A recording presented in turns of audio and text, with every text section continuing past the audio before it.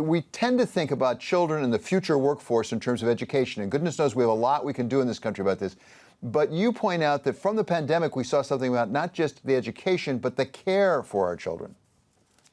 That's exactly right. So everybody is behind the need for a skilled workforce and boosting educational attainment, and everyone's behind improving schools. But the truth of the matter is that kids' home life really dictates their ability to thrive and learn in schools. And we don't do nearly enough in this country to make sure that the material needs of our nation's children are being taken care of.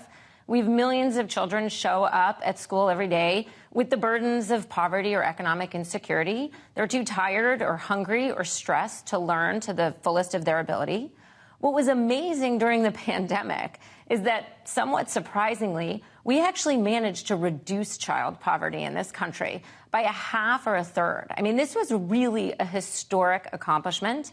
And so how did we do that? Well, Congress extended the child tax credit, made it more generous, increased the full credit amount from $2,000 to $3,000, $3,600 for a child under the age of 6.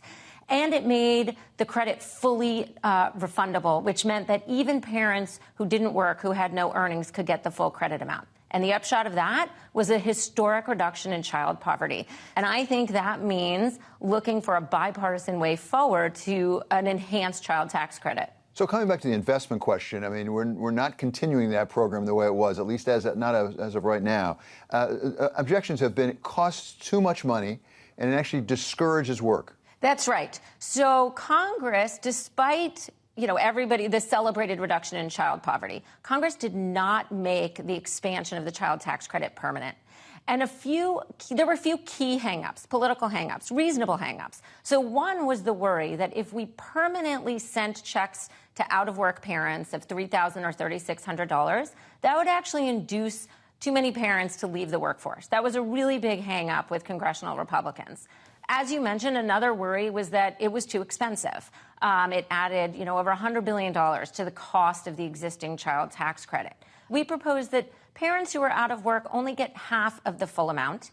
And then the full credit amount of $3,000 or $3,600, that could phase in steeply. And so what does this do? This rewards work. This incentivizes parents to go to work. And it still gets a lot of money, material resources, to these very low-income families. The phase-in, as I understand, that means if I make more money as somebody who has half of this child tax credit, I get some more of my full credit incrementally. Exactly. As you go to work, for every $100 you earn, you get $30 until you hit the full credit amount, right? So we're increasing the return to an hour of work. On the issue of the child tax credit during the 2021 expansion being too expensive, well, a lot of the additional income was actually not going towards fighting child poverty or bolstering the income of low-income families. A lot of that was the full credit, $3,000, $3,600, was going to very high-income families. So there's a way to keep the cost down, target the resources on children and families for whom this money will make a real difference. It would really increase their ability to pay the rent, to buy nutritious food, to pay for high-quality childcare. Target the resources where we know there's a real large social return, and do it in a way that doesn't discourage parental work.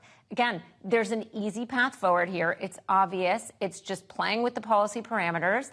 And we can't afford not to do this as a country. There clearly, Melissa, is a major moral issue that you raise here that all of us feel deeply about. But talk about the economic issue and the investment. It will still, your plan, if it were adopted, would cost a fair amount of money.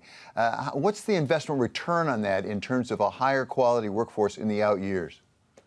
David, we have so much evidence now that alleviating the material need of children from low-income families has a positive social return. When we enhance the income going to low-income families, we see those children have better health outcomes, they have better educational outcomes. When they're adults, they have higher completed levels of education and higher earnings.